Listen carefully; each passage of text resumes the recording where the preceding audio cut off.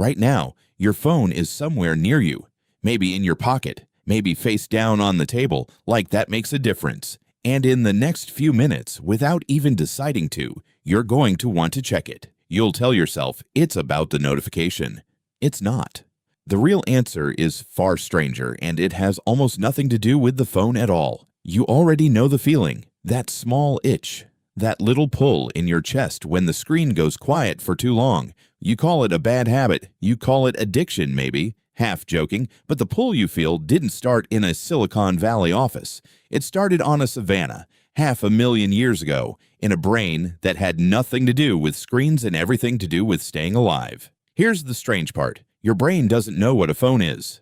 Not really. It doesn't have a category for smartphone. It has something much older running underneath. A system built for one job: scan the environment and look for anything new. Psychologists call this novelty seeking. It's not a flaw. It's a survival tool. Every rustle in the grass could be food, or it could be a predator. The humans who paid attention to sudden change lived longer than the ones who didn't, so evolution rewarded the checking every single time. And that reward came from a chemical you've heard of but probably misunderstand: dopamine. Here's the twist most people get wrong. Dopamine isn't the feel-good chemical, it's the worth-looking-into chemical. It doesn't fire when you get the reward. It fires when you anticipate one. That gap between not knowing and finding out. That's where dopamine lives. Neuroscientist Wolfram Schultz discovered this almost by accident, studying monkeys and juice rewards in the 1990s. He expected the dopamine spike to happen when the juice arrived. It didn't. The spike happened earlier, right when a signal predicted the juice was coming. The reward itself was almost an afterthought. The brain was addicted to the prediction, not the payoff. Think about what that means for your phone. Every buzz, every red dot, every unopened message is a prediction. Something might be there. Something might matter. Your ancient brain doesn't wait to find out if it's true. It just wants to check. That's the whole trick, and you didn't even need social media to fall for it. You were built this way long before anyone owned a phone. But there's a second piece to this puzzle, and it's just as old: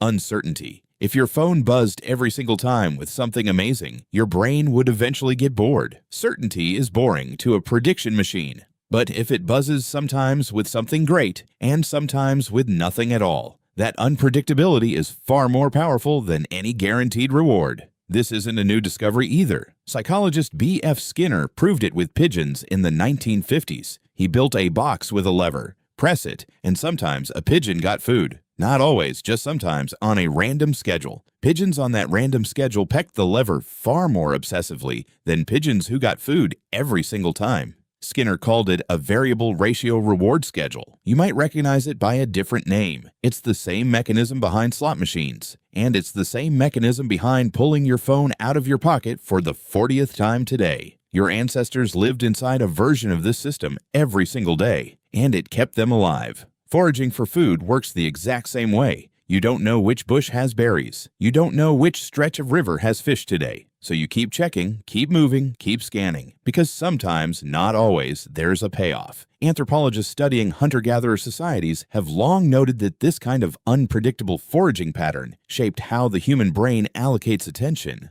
The brain that checked more survived more. So here's the uncomfortable question. What if your phone isn't hijacking a broken system? What if it's using a perfectly healthy one exactly as designed? That reframes everything, doesn't it? You're not weak for checking your phone 40, 60, 100 times a day. You're running software that once meant the difference between finding dinner and becoming one. The tragedy isn't that your brain is malfunctioning. It's that something finally figured out how to trigger it on command, all day, every day, forever. Consider what a notification actually is. It's a rustle in the grass. It could be nothing. It could be something. Your prehistoric brain cannot tell the difference. And it never developed a reason to. For almost the entire history of your species, uncertainty in your environment was rare and valuable information. Now, uncertainty is manufactured on purpose by design teams whose job is to maximize how often you check. This is where the modern world quietly diverges from the ancient one. In the wild, checking cost you something: energy, time, risk. If you scanned the horizon too often, you weren't gathering food, or resting, or reproducing. There was a natural limit built into the system because checking wasn't free. Today, checking costs you almost nothing physically. You don't burn calories reaching for your pocket. There's no predator waiting to punish an idle glance at a screen. The ancient brake pedal that used to slow down all this scanning simply isn't there anymore. The engine is the same. The friction is gone. And that's the real story behind why you can't stop checking your phone. It was never really about the phone. The phone is just the newest object that fits perfectly into a very, very old groove in your mind. A groove carved by unpredictable rewards, ancient risk scanning, and a dopamine system that cares more about the question than the answer. So the next time you feel that pull, that itch to glance down, try noticing it instead of obeying it. Not because there's something wrong with you, but because you're witnessing something remarkable. You're watching a 500,000-year-old survival instinct, one built for grasslands and predators and scarce food, firing off in response to a small glowing rectangle. It's not a modern failure, it's an ancient success story, running in a world it was never built for. Which brings us back to where we started. Your phone is somewhere near you right now, and in a few minutes you're going to want to check it. Except now, maybe you'll know exactly why. And that alone might be the first time in your life you get to choose whether to answer.